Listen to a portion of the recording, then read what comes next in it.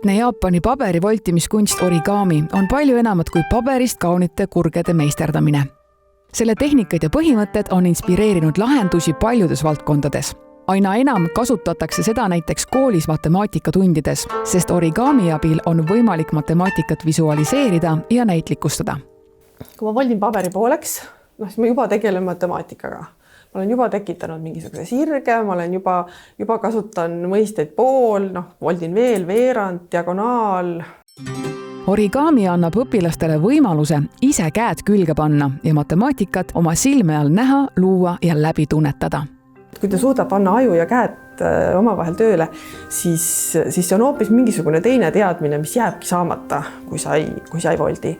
Üks põhiline objekt, mida ma õpilastega teen, on Jacksoni kuup.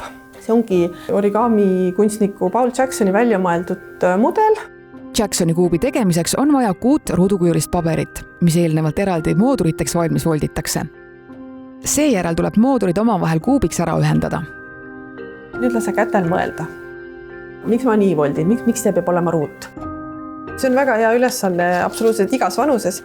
Kui me selle läbi teeme, õpilased küsivad, mitu paberit ma võtan? 6. Miks ma võtan 6 paberit? Sellepärast, et kuubil on 6 tahku. Et kui ta on selle kõik 10 korda läbi küsinud, siis tunni lõpuks on tal need omadused selged ja ma arvan, et nendel õpilastel ei teki küsimust kunagi, et mitu tahku kuubil on.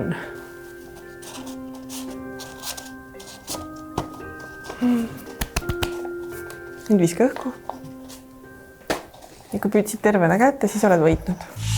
Gümnaasiumi õpilastega ma voldime hõbelõiget, kuldlõiget, pronkslõiget paberist. Need on päris sellised keerulised kontseptsioonid, aga kui need on läbi mõeldud, siis ei teki küsimust, et miks ruududiagonaal on ruutjuur 2 korda külg või siis hõbelõikelise ristkülliku diagonaal on ruutjuur 3 ja kust tuleb ruutjuur 5 sinna kuldlõikesse. Et sellised huvitavad kontseptsioonid ja need tuleb kogu kehaga läbi tunnetada, siis see töötab väga hästi.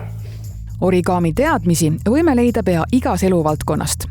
Näiteks ka presidendi proua Sirje Karise 2024. aasta vastuvõtu kleidi äär on tehtud origami voltimistehnikas. Tegelikult on origami kasutuses inseneerias, meditsiinis, kunstis, arhitektuuris, disainis, geenitehnoloogias.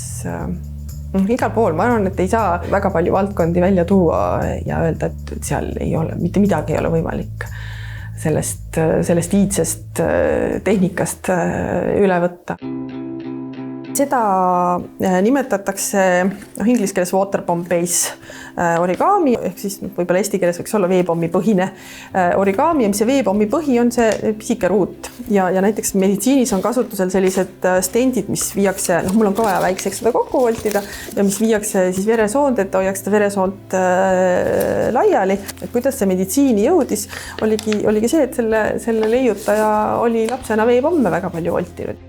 Selliste lihtsate voltimisülesannetega on tegelikult võimalik väga lihtsalt selgeks teha väga paljude keeruliste süsteemide olemus. Väga väheste vahenditega on võimalik näidata õpilasele, et see on see matemaatika, millest väga palju keerulisemaks ei olegi vaja minna, kui sa näiteks tahad ehitada Jaapanisse varjendeid, mis kaitsevad maavärinate eest, või kui sa tahad disainida mingisuguseid meditsiinivahendeid või siis kosmosesse minevaid päikesepaneele ja seda on väga odavalt võimalik õpilasele viia.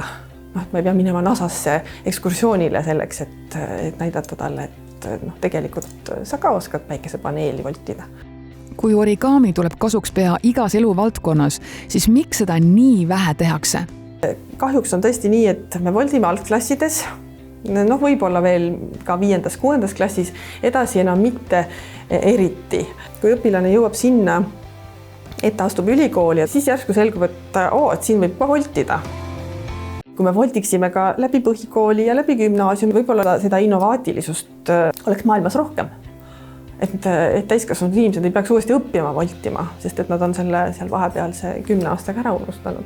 Kusjuures näiteks Iisraelis on riiklikus õppekavas sees origamil põhinev matemaatika. Sellise õppemeetodi laialdasem kasutusele võtmine põrkub aga paratamatult selle taha, et matemaatikaõpetajad pelgavad liialt suurt ettevalmistuskoormust. meil on kahjuks nii, et jälle riiklik õppekava näeb ette need ja need õpitulemused ja paratamatult õpetajad ikkagi jooksevad need teemad läbi, et seda süvenemise aega ei ole. Selle hirmu mahavõtmiseks on Tiina Kraav alustanud väga populaarseks muutunud matemaatikaõpetajate voltimisringiga.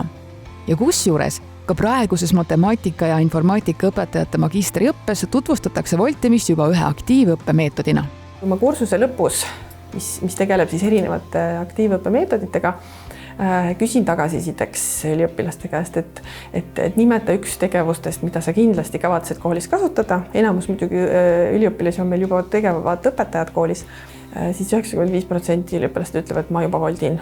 Et tegelikult, kui sa selle kogemuse saad kätte ja see voltimine saab käe sisse, siis seda ei ole üldse raske rakendada.